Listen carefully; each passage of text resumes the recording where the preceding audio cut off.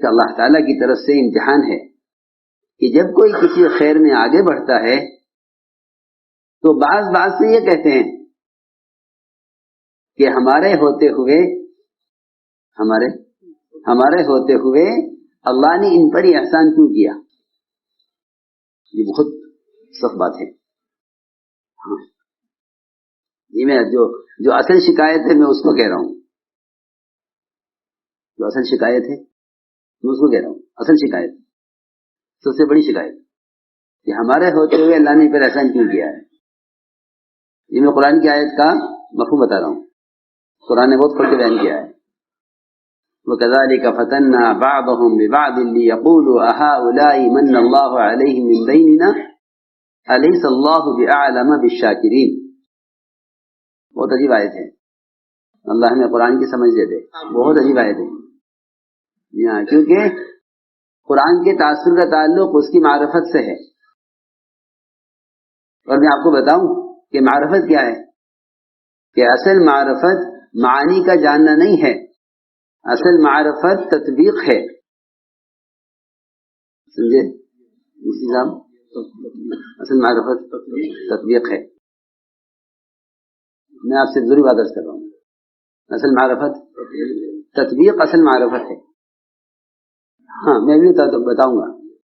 پہلے ان مولوی سے کہہ دوں اصل معرفت تطبیق ہے. اگر تطبیق نہیں ہے تو کوئی معرفت نہیں ہے. اصل میری بات توجہ سننی ہوگی. تطبیق نہیں ہے تو کوئی معرفت نہیں ہے. تطبیق یہ ہے کہ ایسی چیزوں کو آدمی اپنے اوپر فٹ کرے. ایسی چیزوں کو اپنے اوپر فٹ کرے تو یہ معرفت ہے.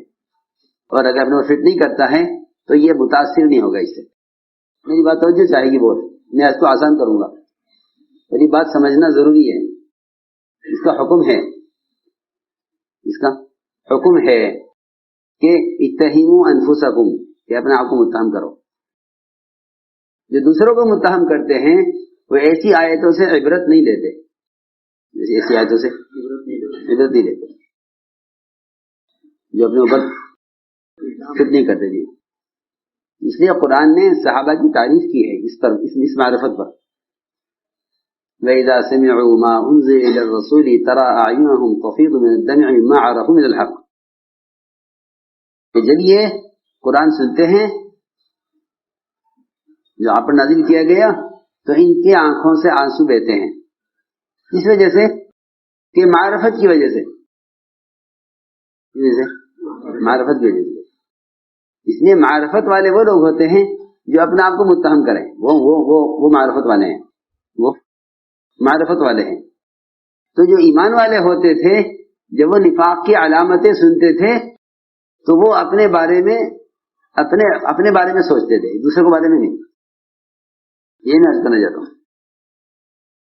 ایسے معرفت تطبیق ہے. یہ مجھے عرض کرنا ہے. اصل معرفت تطبیق ہے.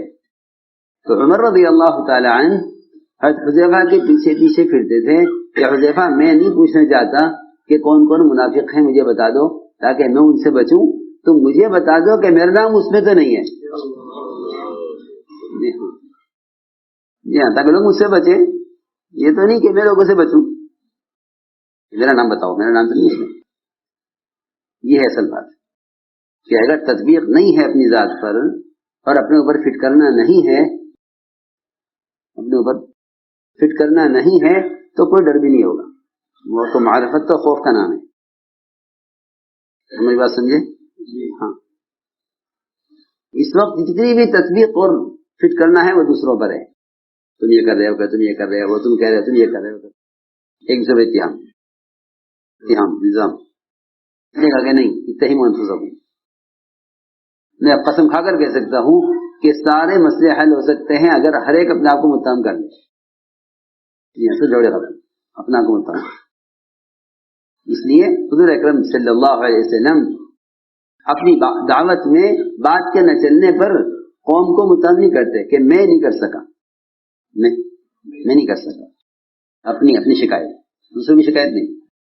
یہاں تو مسلمان کی کام کرنے والے کی شکایت کریں، اور وہاں حضور اکرم صلی اللہ علیہ وسلم اللہ سے مشرکین کی بھی شکایت نہیں کر رہے، اپنی شکایت کر رہے. اشکو الیک ضعف قوتی، میں کمزور پڑ گیا، میں کام ٹھیک نہیں کر سکا، قلت حیلتی. اپنے آپ کو کہ اگر تم مدد چاہتے ہو اپنے کام پر تو عاجزی کا راستہ ہے، تو راستہ عاجزی کا ہے، راستہ عاجزی کا ہے. اگر تم مدد چاہتے ہو تو راستہ عاجزی کا ہے، کیونکہ عاجزی پر مدد ملے گی. جس میں عاجزی نہیں ہوگی اس میں اپنی صلاحیت پر دعویٰ ہوگا.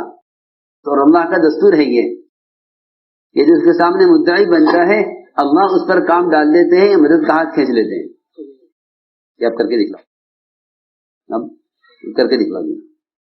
اور واقعی میں عرض کرتا ہوں کہ دعوے صلاحیتیں کرواتی ہیں. دعوے کون کراتی ہیں؟ صلاحیتیں. ہم نے یہ کیا، ہم یہ کریں گے، ہم نے یہ کیا، ہم یہ کریں گے، یہ دعوے صلاحیتیں کرواتی ہیں. اس لیے میں نے عرض کیا کہ استقامت کے اسباب اختیار کرو، استقامت کے اسباب اختیار کرو، کہ استقامت کے اسباب اختیار کرو. اس میں سب سے بنیادی چیز اس راستے کی ناگواریوں پر احتساب اور شکر ہے، نہ کہ شکایت اور جھنجھلاہٹ کہ بھئی یہ کیا ہو رہا، یہ میرے ساتھ کیا ہو رہا ہے. میں نے قرآن کی آیتیں پڑھی اسی بات، تو قرآن کی آیتیں پڑھی.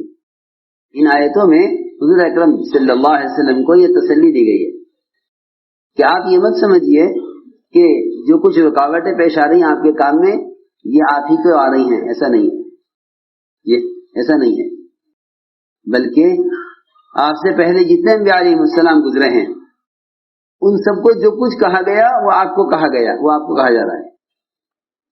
ما يقال لك الا ما قد قيل للرسل من قبل، آپ کو کہا جا رہا ہے وہ آپ کی خصوصیت نہیں ہے.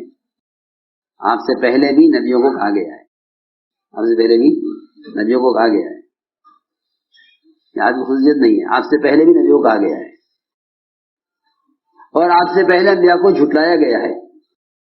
تو یہ کہیں کہ جھٹلانا تو استقامت کو بڑھانے کے لیے ہوتا ہے، جھٹلانا استقامت کو بڑھانے کے لیے ہوتا ہے، کہ جھٹلانا تو استقامت کو بڑھانے کے لیے ہوتا ہے، اس سے استقامت بڑھتی ہے. کیونکہ جب جھٹلایا جائے اپنے کام میں تو یہ یقین رکھے کہ ہاں یہ کام کی حقانیت کی علامت ہے. کام میں شک نہ کرے، کام میں شک نہ کرے، کام میں شک نہ کرے. بالکل حالات کام میں شک کے لیے نہیں ہوتے، حالات تو کام میں استقامت اور بصیرت کے لیے ہوتے ہیں. کام میں شک نہ کریں، بلکہ جتنے حالات آئیں کہ یہ حالات پختگی پیدا کرتے ہیں، حالات پختگی پیدا کرتے ہیں. تو لوگ بہت سی ایسی باتیں جو اپنے کام سے متعلق نہیں ہیں ان کو سن کر اتنے متاثر ہو جاتے ہیں، ان کو سن کر اتنے متاثر ہو جاتے ہیں کہ اس سے ان کا اپنا کام متاثر ہو جاتا ہے، اور یہ اس انتظار میں رہتے ہیں کہ ذرا یہ ہو جائے، ذرا یہ ہو جائے پھر کام کریں گے، ذرا یہ سے نمٹ جائے پھر کام کریں گے. حالات کو بدلنے کا انتظار کرتے ہیں کام کرنے کے لیے، کہ ذرا اس سے نمٹ جائے پھر یہ کریں گے. ایسی باتیں جو اپنے کام سے متعلق نہیں ہیں ان کو سن کر اتنے متاثر ہو جاتے ہیں، ان کو سن کر اتنے متاثر ہو جاتے ہیں کہ اس سے ان کا اپنا کام متاثر ہو جاتا ہے، اور یہ اس انتظار میں رہتے ہیں کہ ذرا یہ ہو جائے، ذرا یہ ہو جائے پھر کام کریں گے، ذرا یہ سے نمٹ جائے پھر کام کریں گے. حالت کو بدلنے کا انتظار کرتے ہیں کام کرنے کے لیے، کہ ذرا اس سے نمٹ جائے پھر یہ کریں گے.